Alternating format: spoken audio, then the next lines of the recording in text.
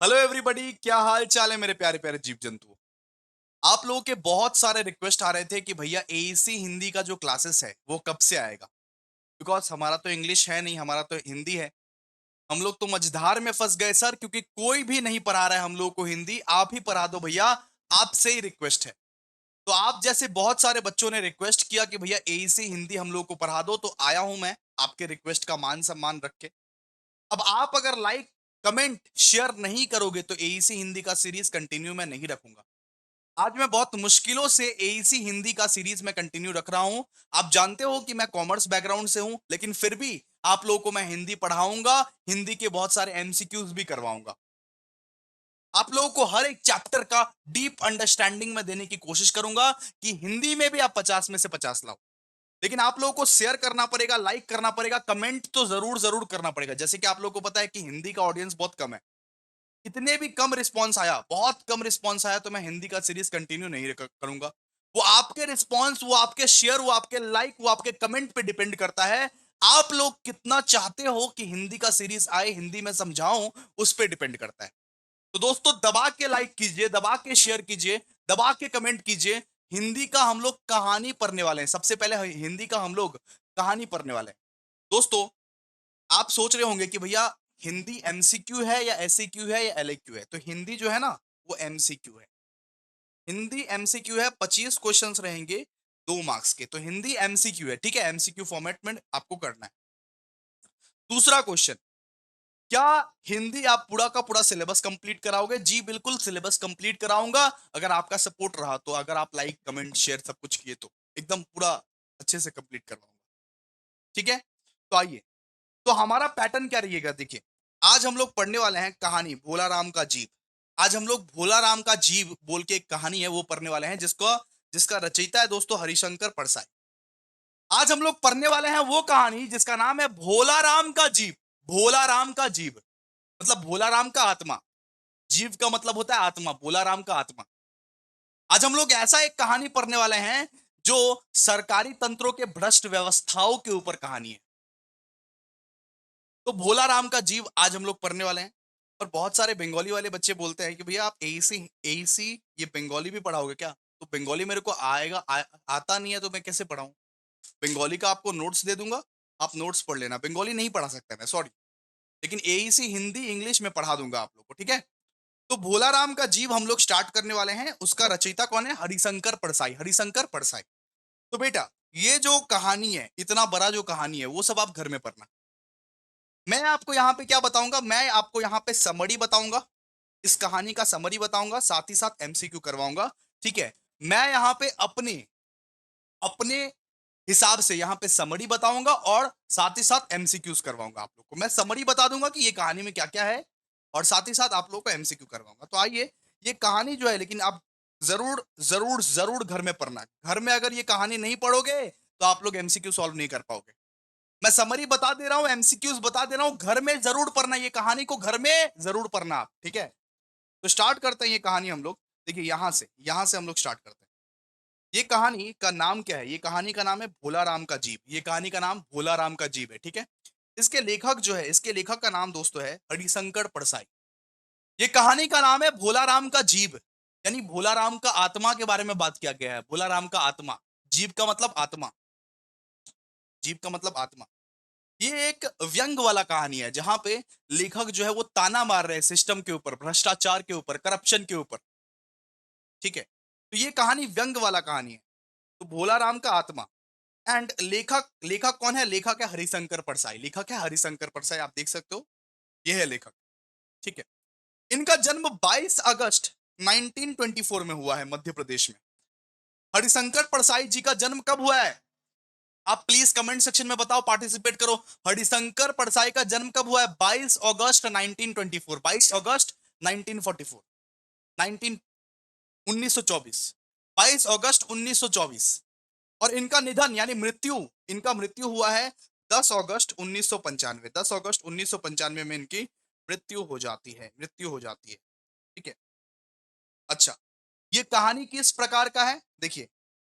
अब से आप लोग ये सारांश को पढ़िए। सारांश, मैं यहाँ पे सारांश पढ़ाऊंगा, साथ ही साथ एमसीक्यू करवाऊंगा। सारांश प्लस एमसीक्यू। आप लोगों को व्याख्या समझा दूंगा, समरी समझा दूंगा, साथ ही साथ एमसीक्यू। जरा आप ये समझने की कोशिश कीजिए ये चैप्टर किस प्रकार के है। देखिए, हरिशंकर प्रसाद ने कि ये भोलाराम की जीव एक व्यंग प्रधान कहानी है। मतलब यहाँ पे ना वो व्यंग रचे हैं, यहाँ पे वो ताना मारे हैं कि देखो ये देश की भ्रष्ट व्यवस्था, देखो ये देश की रिश्वतखोरी, कि जहां पे भी आप जाते हो सरकारी ऑफिस में, गवर्नमेंट ऑफिस में जाते हो, रिश्वत खाते हैं, एक सामान्य नागरिक को ठगा जाता है।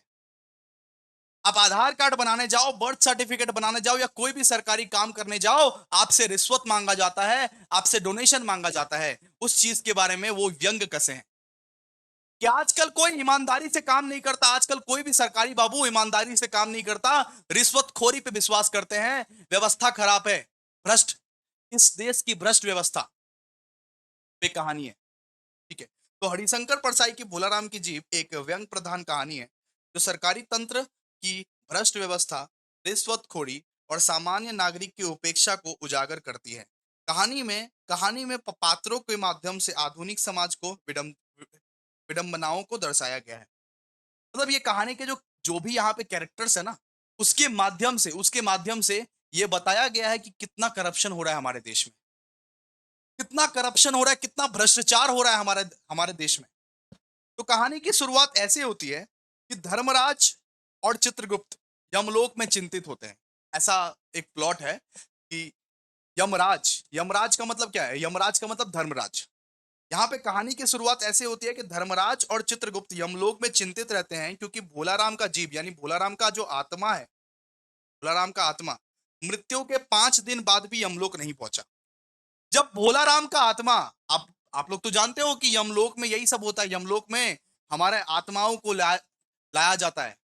तो धर्मराज और चित्रगुप्त यमलोक में बहुत ज्यादा चिंतित है क्योंकि भोलाराम का आत्मा अब 5 दिन बाद भी नहीं आया, 5 दिन बाद भी नहीं आया।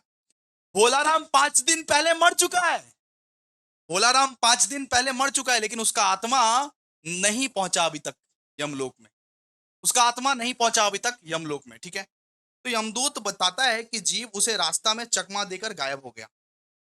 तो यमदूत यमदूत जो है, यमदूत उसको ये बताता है कि भोलाराम का जीव जो है ना, भोलाराम का जीव, भोलाराम का आत्मा, भोलाराम का आत्मा उस यमदूत को उस यमदूत को चकमा देके भाग गया। भोलाराम का आत्मा उस यमदूत को चकमा देके भाग गया। यमदूत जो लेने आता है आपके आत्मा को, आपके शव को, वो उसको चकमा देके भाग गया। ठीक है, क्लियर है? फिर फिर ये फिर वही सब देख के कि नारद जाता है पृथ्वी लोक पे, नारद, अरे नारद मुनि जाता है पृथ्वी लोक पे, नारद मुनि जाता है पृथ्वी लोक पे। तो नारद मुनि पृथ्वी पर जाके भोलाराम की खोज करते हैं। तो ये जो नारद होता है ना, नारद, वो खोज करते हैं भोलाराम की, आखिरकार कि भोलाराम का जीव गया तो गया कहां, आखिरकार ये भोलाराम का जीव गया तो गया कहां। उसका खोज करने के लिए नारद मुनि जो है वो पृथ्वी लोक पे निकल पड़ते हैं। तो वो सबसे पहले जाते हैं भोलाराम के घर, भोलाराम का घर जाते हैं। तो भोलाराम की पत्नी बताती है कि वो 5 साल से रिटायर हुए थे लेकिन पेंशन नहीं मिली। तो भोलाराम के घर में जब वो पहुंचते हैं कि भोलाराम का जीव कहाँ है, प्लीज बताओ, तो भोलाराम की पत्नी बोलती है कि 5 साल रिटायर हुए हुए थे उनको, वो 5 साल से रिटायर हो गए हैं लेकिन अभी तक उनको पेंशन नहीं मिली थी, उनको पेंशन नहीं मिली थी। तो भुखमरी और चिंता के कारण भोलाराम की मृत्यु हो गई। तो मृत्यु कैसे हुई? भुखमरी के कारण। अगर कोई इंसान को 5 साल से पेंशन नहीं मिला, वो तो भूखा होगा, उसको तो बहुत सारी चिंता सताती होगी कि किस तरीके से मैं अपने फाइनेंशियल बर्डन को लूज करूंगा, किस किस कैसे मैं अपने फैमिली को समझाऊंगा। तो भुखमरी और चिंता के कारण भोलाराम की मृत्यु हो गई। ठीक है, फिर क्या होता है? फिर वो नारद मुनि जाता है सरकारी दफ्तर में, क्यों पास नहीं हुआ 5 साल से भोलाराम का पेंशन। तो नारद मुनि एकदम, अरे ये तरस खा के वो सरकारी दफ्तर का चित्रण करते हैं। मतलब ऑफिस में जाते हैं, सरकारी ऑफिस में जाते हैं। तो ये नारद फिर वो दफ्तर जाते हैं, सरकारी दफ्तर जाते हैं, जहां उन्हें बाबुओं और अफसरों के चक्कर लगाने पड़ते हैं। जब नारद मुनि ऑफिस जाते हैं सरकारी, तब सरकारी ऑफिस में कोई बोलता है कि काउंटर नंबर 1 पे जाइए, कोई बोलता है काउंटर नंबर 2 पे जाइए, कोई बोलता है काउंटर नंबर 3 पे जाइए, कोई बोलता है काउंटर नंबर 4 पे जाइए। एक दूसरे का चक्कर लगाना पड़ता है नारद मुनि को भी सरकारी दफ्तर में चक्कर लगाना पड़ता है सरकारी बाबुओं के। अरे सरकारी बाबू के चक्कर लगाना पड़ता है, ठीक है। हर जगह यही जवाब मिलता है कि दरख्वास्त की वजन नहीं रखा गया। मतलब सीधा सा बात है, हर कोई, हर सरकारी बाबू यही बोलता है कि वजन नहीं रखा गया दरखास्त पे, मतलब रिश्वत नहीं दी गई। हमें रिश्वत दो, हम काम कर देंगे, हम उसके पेंशन को अप्रूव कर देंगे। हर जगह यही जवाब मिलता है कि दरख्वास्त पे वजन नहीं रखा गया, हमें रिश्वत नहीं मिला, रिश्वत दो, पैसे दो, हम पेंशन को अप्रूव करा देते हैं, हम ये भोलाराम के पेंशन को अप्रूव करा देते हैं। तो ये नारद उसके बाद सबसे बॉस से मिलते हैं। अरे एकदम साहब से मिलते हैं, फिर जो हेड ऑफ द अथॉरिटी रहता है उनसे मिलते हैं, जो बिना का वजन मांग के रिश्वत के रूप में स्वीकार करते हैं। जो जो जो ये नारद मुनि से बोल देते हैं कि आपकी वीणा बहुत अच्छी लग रही है, आप एक काम करो, अपनी वीणा हमको ये दे दो, हम भोलाराम की पेंशन की फाइल अप्रूव कराते हैं, हम भोलाराम की पेंशन की फाइल अप्रूव कराते हैं। तो नारद उसके बाद बड़े साहब से मिलते हैं। बड़े साहब बोलते हैं कि ये जो वीणा है, अरे एक तो वीणा है ना नारद मुनि का, वो बोलते हैं कि ये वीणा आप रख के चले जाओ, हम अप्रूव कराते हैं भोलाराम की फाइल, हम अप्रूव कराते हैं भोलाराम की फाइल। तो नारद बड़े साहब से मिलते हैं जो वीणा को वजन मान के रिश्वत के रूप में स्वीकार करते हैं, रिश्वत के रूप में स्वीकार करते हैं, वीणा को रिश्वत के रूप में स्वीकार करते हैं। उसको रिश्वत चाहिए, उस बड़े साहब को भी रिश्वत चाहिए, सीधा सा बात, ठीक है। फिर क्या होता है कि जब भोलाराम की फाइल मंगवाई जाती है, लास्ट में क्या होता है, लास्ट में जब भोलाराम की फाइल मंगवाई जाती है, उसमें से भोलाराम की आत्मा की आवाज आती है। जब वो फाइल को खोलते हैं नारद मुनि, जब वो फाइल को खोलते हैं नारद मुनि, तब उसका आत्मा का आवाज आता है, ऑर्डर आ गया क्या, क्या पेंशन का ऑर्डर आ गया क्या। अब देखो 5 साल से एक इंसान का एक इंसान को पेंशन नहीं मिला, तो जब उसके फाइल को खोला जाता है तब भोलाराम का आत्मा का आवाज निकलता है, क्या पेंशन का ऑर्डर आ गया क्या। तो ये नारद पूछते हैं, क्या तुम भोलाराम का जीव हो। फिर वहां से जवाब आता है, हाँ मैं अपने दरख्वास्तों में अटका हुआ हूं, स्वर्ग नहीं जाऊंगा। वो बोलता है कि मुझे ये चिंता सताती है, मैं अपनी मैं अपनी एप्लीकेशंस में अटका हुआ हूं, मैं जो एप्लीकेशन दिया हूं पेंशन का, उसी में मैं अटका हुआ हूं अभी तक, जब तक ये अप्रूव नहीं होगा तब तक मैं स्वर्ग नहीं जाऊंगा। उसका आत्मा भटक रहा है। अरे सीधा सा बात है, भोलाराम का आत्मा भटक रहा है वो सरकारी दफ्तरों के फाइल में, वो सरकारी सरकारी दफ्तरों के फाइल में उसका आत्मा भटक रहा है, बोल रहा है कि जब तक मेरा पेंशन अप्रूव नहीं होगा मैं तब तक स्वर्ग नहीं जाऊंगा। और फिर आप तो जानते ही हो कि बड़े साहब को रिश्वत मिली है बिना का, और जब रिश्वत मिली तब बड़े साहब ने अप्रूव किया पेंशन का फाइल। मतलब ये दर्शाती है कि ये देश में भ्रष्टाचार अभी भी है, ये देश में घूसबाजी अभी भी है, ये देश में रिश्वतखोरी अभी भी है। ये चैप्टर हम लोगों को ये बताता है कि आप जब तक वजन नहीं रखते हो, जब तक आप रिश्वत नहीं देते हो किसी के लिए, जब तक आप घूसबाजी नहीं करते हो, जब तक आप रिश्वत नहीं देते हो, तब तक नहीं होता है कुछ। इस देश में आपको सही काम करने के लिए, आपको कुछ भी करने के लिए आपको रिश्वत चाहिए। तो देखिए जरा ध्यान से क्या लिखा हुआ है कि भोलाराम का जीव प्रतीक है उस आम नागरिक का जो अपने अधिकारों के लिए जीवन भर संघर्ष करता है। तो भोलाराम के जीव चैप्टर को इसीलिए लिखा गया क्योंकि वो एक आम नागरिक का, एक ऑर्डिनरी इंसान का प्रतीक है, जो जीवन भर संघर्ष तो करता है लेकिन हर कोई उससे घूस मांगता है, उसका काम कभी नहीं हो पाता है। फाइलों में अटका जीव दर्शाता है कि भ्रष्टाचार इतना गहरा है कि मृत्यु के बाद भी मुक्ति नहीं मिलती। वो फाइलों में जो अटका हुआ आत्मा है, उससे ये पता चलता है कि भ्रष्टाचार कितना गहरा हो चुका है, कि एक इंसान मरने के बाद भी उसको मुक्ति नहीं मिल पाती, भ्रष्टाचार की वजह से मुक्ति नहीं मिल पाती। और कहानी में व्यंग के माध्यम से गंभीर सामाजिक आलोचना की गई है, ठीक है। सिंपल सा बात है। तो कहानी क्या रहता है, कहानी रहता है कि यमराज और चित्रगुप्त पहले पहले खोजते हैं किसको, जीव को, भोलाराम की जीव को। यमराज और चित्रगुप्त बात करते हैं कि भैया भोलाराम का जीव नहीं आया अभी तक, भोलाराम का आत्मा नहीं आया अभी तक। उसको यमदूत बताता है कि भोलाराम का जीव को वो पकड़ने गया था लेकिन जीव ने उसको चकमा दे के भाग गया, जीव उसको चकमा दे के भाग गया। ठीक है। फिर नारद मुनि जाते हैं, फिर नारद मुनि धरती पे जाते हैं, नारायण नारायण। और नारद मुनि जब धरती पे जाते हैं तो भोला राम के घर सबसे पहले जाते हैं। भोला राम की पत्नी बताती है कि हम लोग बहुत बहुत भूखे हैं, हमारे 3 बच्चे हैं।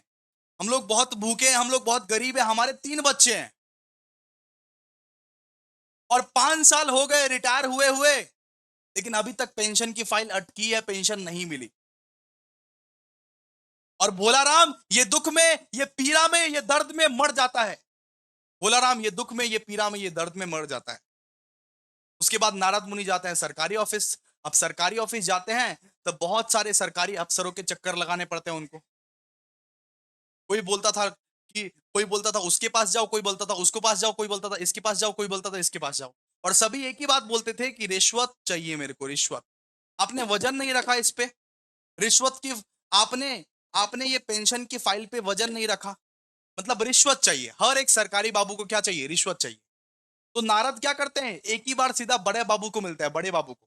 कम से कम नारद ये 25-30 सरकारी बाबू से मिल लेते हैं, 25-30 सरकारी बाबू से मिल लेते हैं। उसके बाद एक मेन बॉस रहता है, मेन बॉस।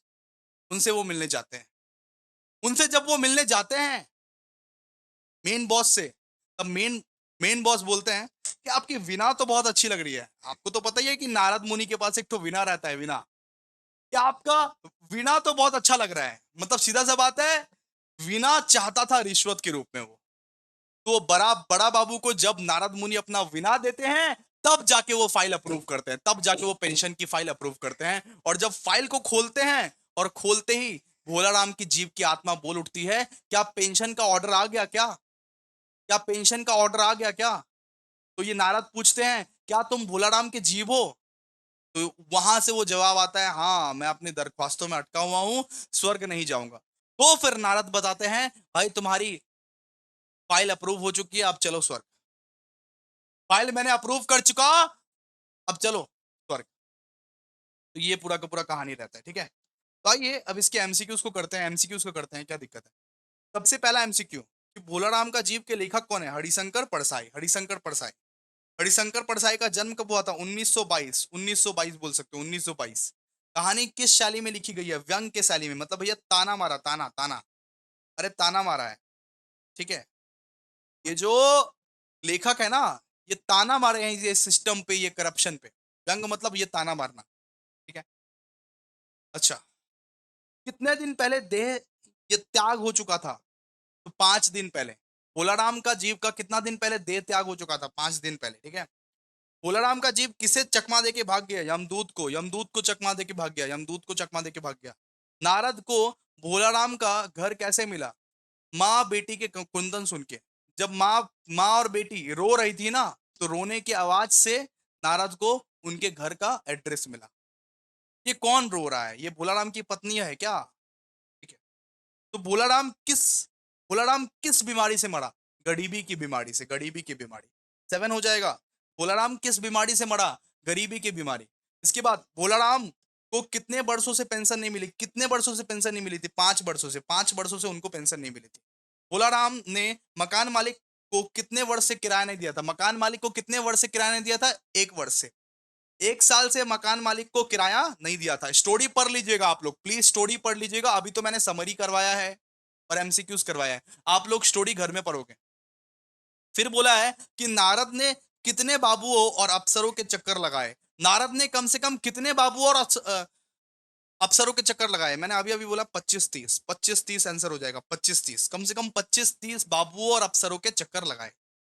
बड़े साहब ने नारद से क्या मांगा? बड़े साहब जो थे, बॉस जो थे, बड़का वाला बॉस जो थे, वो क्या मांगा नारद से? वीणा, वीणा आंसर हो जाएगा, वीणा। 11 का हो जाएगा सी। वजन शब्द का अर्थ क्या है? वजन शब्द का अर्थ है रिश्वत, रिश्वत है। भोलाराम का जीव कहाँ अटका पाया गया था? तो ये पेंशन की फाइल में, पेंशन की फाइल में भोलाराम का जीव अटका पड़ा था। नारद ने भोलाराम से क्या कहा? कि चलो स्वर्ग। नारद ने भोलाराम से कहा कि चलो स्वर्ग। इसके बाद कि भोलाराम ने स्वर्ग जाने से क्यों इनकार किया? पेंशन के दरखास्तों में मन लगा था, ठीक है। तो भोलाराम ने बोला कि मैं अभी पेंशन की दरखास्त में अटका हुआ हूं, जब तक ये सॉल्व नहीं होगा तब तक मैं स्वर्ग नहीं जाऊंगा, सीधा सा बात है, ठीक है। फिर यमराज किस आधार पर स्वर्ग या नर्क का आवंटन करते हैं? कर्म और सिफारिश के हिसाब से। जिसका जैसा कर्म, जिसका जैसा सिफारिश, उस हिसाब से स्वर्ग का आवंटन करते हैं। फिर चित्रगुप्त का क्या कार्य है? चित्रगुप्त का क्या कार्य है? कि कर्मों का लेख रखना, कर्मों का लेख रखना, कर्मों का लेख रखना। फिर कहानी में फाका शब्द का अर्थ क्या है? फाका शब्द का अर्थ है भूख, भूख है, ठीक है? आंसर हो जाएगा भूख। अरे कहानी में फाका शब्द का अर्थ क्या है? भूख।